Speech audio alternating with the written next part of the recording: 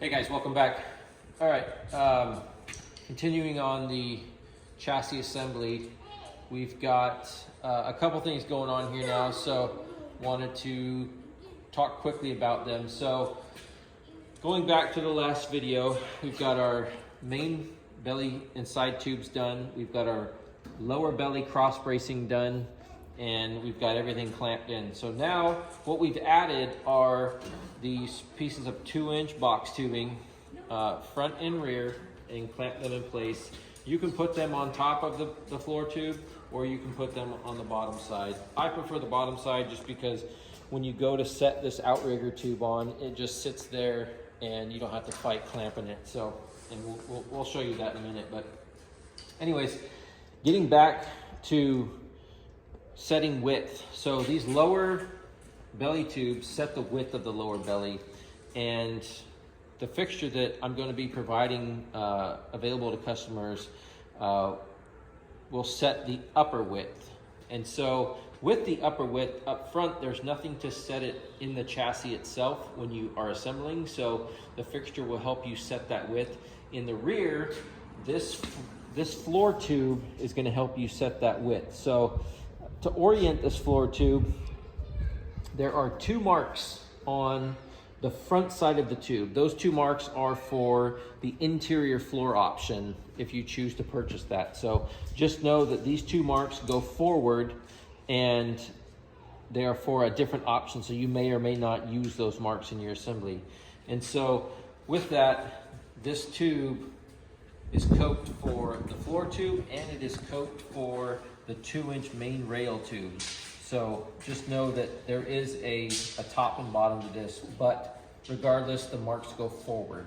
And so when you put that in, that will set the width of the chassis or the main belly section, and so you don't have to fight that. And then I just threw a quick clamp on here to hold everything together. But at home, you can use 2-inch, you can use scrap, you can use 1.5 inch, anything you have that can create that plane across the floor. That way you get these belly or these outrigger tubes on that same plane as the floor, because these outrigger tubes are a continuation of the floor towards the outside, and I'll show you that right now. So here's an outrigger tube that we've got set up ready to go.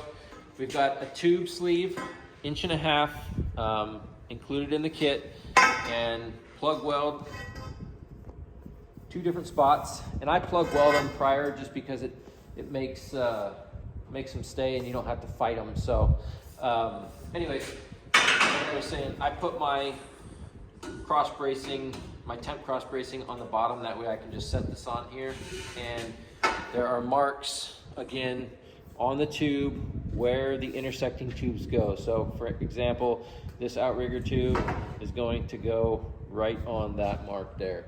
So as long as you get that in that one spot, you are good. And just to double check that, as this tube comes down, it's got a 14-degree rake up.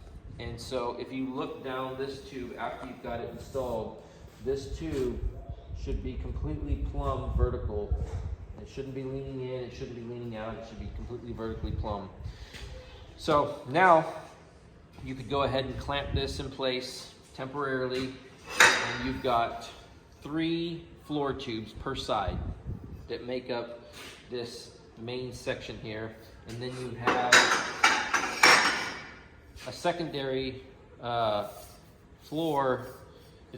I call it an extra piece just because it's at the rearmost part of the floor, and it's non-structural to this section, but it helps locate the outrigger in the rear. So this particular one is coped a little differently. So these floor tubes have a standard cope that goes across, and then a secondary cope for where it meets the belly tube. And then in the rear, on this floor extra tube, it's got a standard cope that's at an angle, as well as 2 other copes in the rear. So I say this is an extra tube because if you don't order the tubes that go from the belly up to the outrigger that are for the rear link tabs, then you're going to have a bit of a hollowness here after you fit everything. So anyways, these go in just like that, and get welded in. They go right on the mark, so you don't have to, again, you don't have to guess on anything. Everything fits as it should. So anyways, getting back to the 3 main floor tubes, like I said, this has a secondary coat for the belly tubes, so it's going to go on the bottom. And pull this out, drop it in there, maintain this. And again, sometimes it's easier just to put one clamp on here to hold everything in place. And all these tubes have a secondary belly notch in them.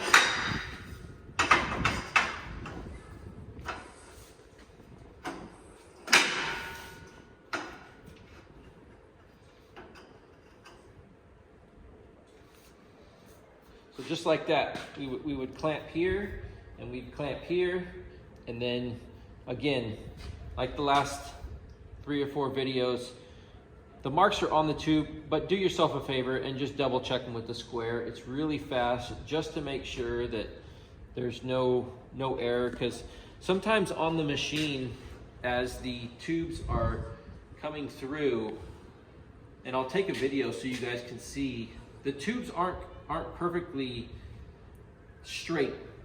20 feet of tube isn't perfectly straight. So as it's rolling on the follower die here, you can actually watch the tube do like an oblong shape as the machine's turning. So sometimes the marks aren't exactly spot on. I'd say they're within 1/8 of an inch, but they're not dead on sometimes. So just do yourself a favor, take a square, just double check to make sure that these tubes are good. And again, as this tube comes down, this tube should be perfectly plumb from the chassis or from the floor, however you want to look at it. It shouldn't be leaning out, it shouldn't be leaning in. So that is indicative of how far up this outrigger goes on this main rail. So again, within 1/8 of an inch on the line, you can look down there and see if that's square and know that you're within. So that's how the floor goes. And again, identical on the driver's side. Once you got everything in, clamp down, go ahead and tack everything together, and then clamp these passenger outrigger bars pretty much for the life of the rest of the assembly process. That way you maintain, as you weld, that these 2 bars are going to be perfectly in line with each other. That way when you get up to the roof section, you haven't moved 1/4 to 1/8 of an inch because of heat. And I can't say how many times that I've done something and didn't take into account clamping down, and heat has moved it, and I've had to redo stuff. It's a real thing. Heat does crazy things to metal, so just do yourself a favor. If you have the means, clamp as much as possible to avoid that. And all my chassis that I do here in-house get welded out probably 70% in the chassis before I ever take them out of the fixture to weld them, just to minimize that heat distortion. Because we offer all the sheet metal for the entire chassis. We offer interior floor pans, dash pieces, center console pieces, hood, roof, belly pan. So we offer a ton of different sheet metal options with the chassis. So in order to maintain the quality control and the fitment of all these components, we have to keep the chassis from moving as much as possible. So like I said, just do yourself a favor, clamp as much as you can. Try not to introduce so much heat into one specific area.